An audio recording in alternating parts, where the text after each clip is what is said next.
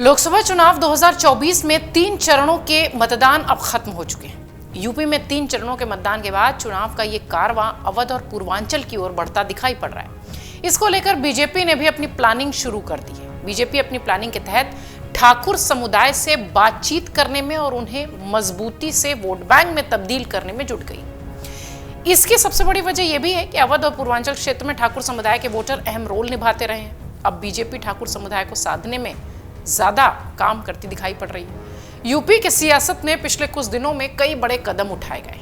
देश में 543 लोकसभा सीटों में उत्तर प्रदेश की 80 सीटें आती हैं। बेहद अहम ये सीटें मानी जाती हैं हर पार्टी के लिए। यही वजह है कि राजनीतिक पार्टियों के लिए उत्तर प्रदेश सबसे अहम हो जाता है। 2019 के लोकसभा चुनाव में उत्तर प्रदेश में एनडीए ने 80 में से 64 सीटों पर जीत दर्ज की थी। इस बार मिशन 80 का टारगेट है यूपी में, लेकिन टिकट बंटवारे की वजह से ऐसा बताया गया कि ठाकुर समाज की नाराजगी है और इससे पार्टी मुश्किलों में आ सकती है। आपको बता दें, चुनाव से पहले बीजेपी के खिलाफ ठाकुर समुदाय लामबंद होता नजर आया है और सूबे के कई जिलों में ठाकुरों की पंचायत हुई थी। ऐसे में ठाकुर समाज की नाराजगी से बीजेपी की टेंशन बढ़ती दिखाई पड़ रही है। यही वजह है कि बीजेपी अपनी रणनीति पर काम करते हुए ठाकुर समुदाय को साधने में जुट गई। कुछ दिनों पहले गृह मंत्री अमित शाह ने जनसत्ता पार्टी के अध्यक्ष और कुंडा से विधायक राजा भैया से मुलाकात की थी। ठाकुर समाज की नाराजगी को दूर करने के लिए ये मुलाकात जोड़कर देखी जा रही है। राजा भैया यूपी में ठाकुर समुदाय के बड़े नेता माने जाते हैं। उनकी पकड़ अच्छी है। प्रतापगढ़ सीट पर ही नहीं, सुल्तानपुर, अमेठी, रायबरेली, अयोध्या, कौशाम्बी क्षेत्र तक राजा भैया को मजबूत बताया जाता है। राजा भैया 2004 से लेकर 2017 तक समाजवादी पार्टी के लिए सियासी मददगार साबित हुए हैं। योगी आदित्यनाथ के मुख्यमंत्री बनने के बाद वो बीजेपी के साथ खड़े नजर आए। वहीं उत्तर प्रदेश में बीजेपी ने सबसे देर में अगर किसी लोकसभा सीट पर ऐलान किया है तो वो सीट थी ब्रजभूषण शरण सिंह की कैसरगंज सीट।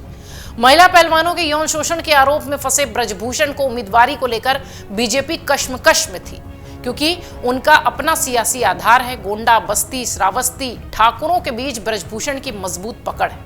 ऐसे में बीजेपी यौन शोषण के आरोपी ब्रजभूषण को टिकट देने से हिचकिचा रही थी, लेकिन पार्टी ने ठाकुर मतदाताओं को साधने के लिए बीच का रास्ता निकाला और उनके बेटे को उम्मीदवार बना दिया। जौनपुर लोकसभा सीट से बीएसपी के टिकट पर चुनावी मैदान में उतरी बाहुबली धनंजय सिंह की पत्नी श्रीकला रेड्डी ने अपने कदम पीछे खींच लिए। जौनपुर सीट पर बीजेपी से कृपाशंकर सिंह चुनावी मैदान में है, जबकि सपा से बाबू सिंह कुशवाहा की पत्नी शिवकन्या कुशवाहा मैदान में। कृपाशंकर सिंह ठाकुर समुदाय से आते हैं। धनंजय की पत्नी के चुनाव लड़ने से ठाकुरों में बिखराव का खतरा था।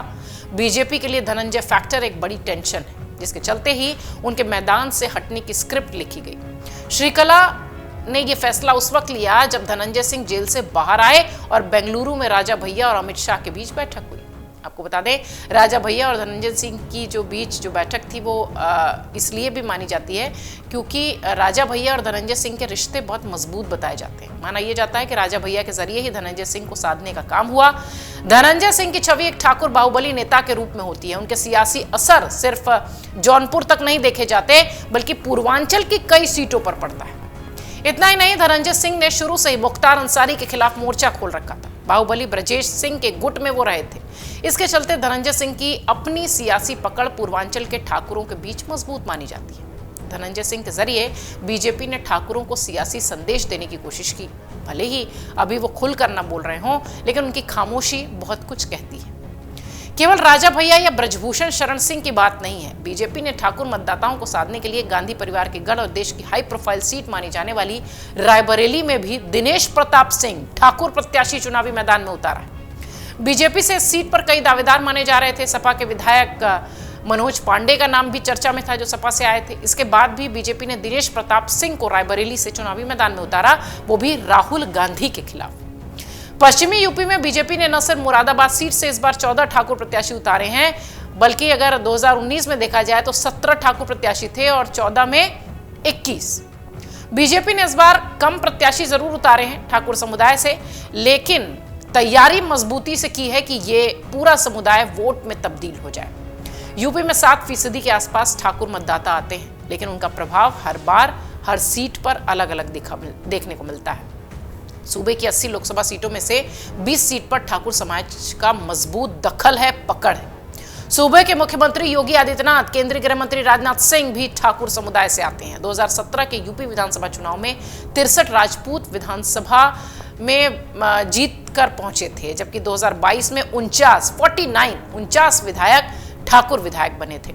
अब देखना यह होगा कि बीजेपी की प्लानिंग ठाकुरों को मैनेज करने में इस बार सफल होती है या नहीं।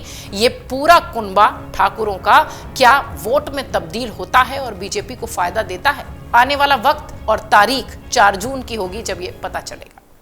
अगर आप ये वीडियो YouTube पर देख रहे हैं तो हमारे चैनल को सब्सक्राइब करें और बेल आइकन को दबाना ना भूलें। अगर आप Facebook पर ये वीडियो देख रहे हैं तो हमारे पेज को लाइक करें।